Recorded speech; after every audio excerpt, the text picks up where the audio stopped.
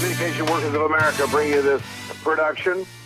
QwbeAC-union.org, their website filled with information about the battle that's taking place for democracy in this election season. They are organizing to certainly help workers' bargaining rights across this country. QwbeA-union.org. The interesting twist that's unfolding in this political season in its infancy is what is happening in Iowa and the tap dance that's being done by some of these Republicans trying to get camera time, PT.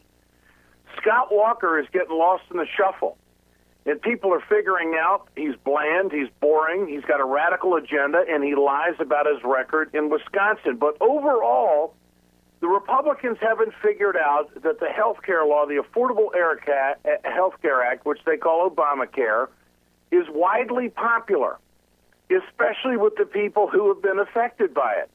And Republicans have not come up with any other solution other than to say that they want to get rid of it. And Scott Walker is still stuck on that.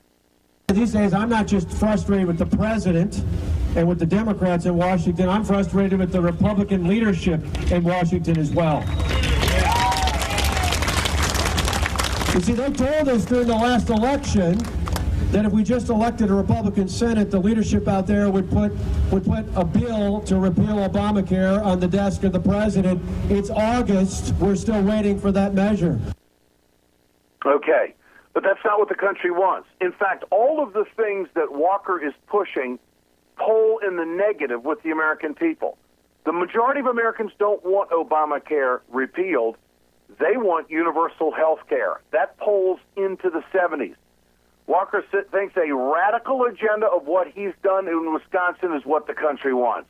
You see, we inherited a $3.6 billion budget deficit, and we fixed it. We cut taxes by $2 billion today. Property taxes are lower today than they were before we took office. We defunded Planned Parenthood more than 4 years ago, long before those videos out there. We took on welfare reform and said if you're able to work as an adult in our state, you got to be enrolled in job training and be able to pass a drug test before you get a welfare check in the state of Wisconsin. We want to make it easy to vote but hard to cheat. We require a photo ID to vote in the state of Wisconsin. Well, he wants to drug test welfare recipients. That's red meat to psycho folks. Defending Planned Parenthood is not what the majority of Americans want. He's lying about his record about cutting taxes and reversing a budget deficit. And voter ID, we know exactly what that is. That's purging the polls and, of course, keeping minorities away from the ballot box. That's really what the conservatives want to do, but yet Walker just can't resonate as he continues to fade in the polls.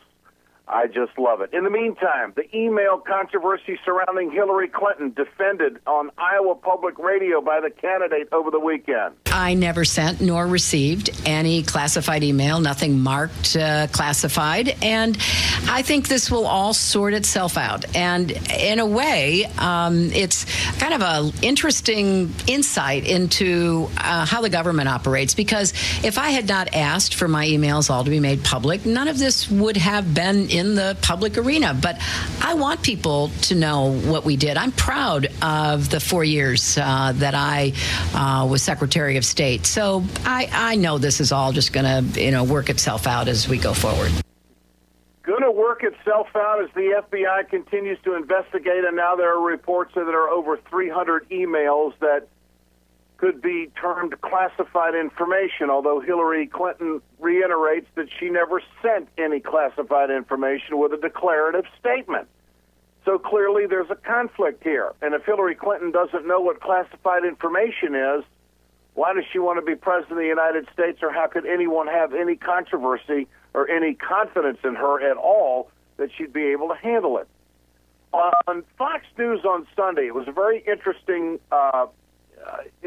exchange between Governor Christie and also the host, who said this to Christie, and Christie responding saying that when he was U.S. attorney, he made it clear that you could only use the government email.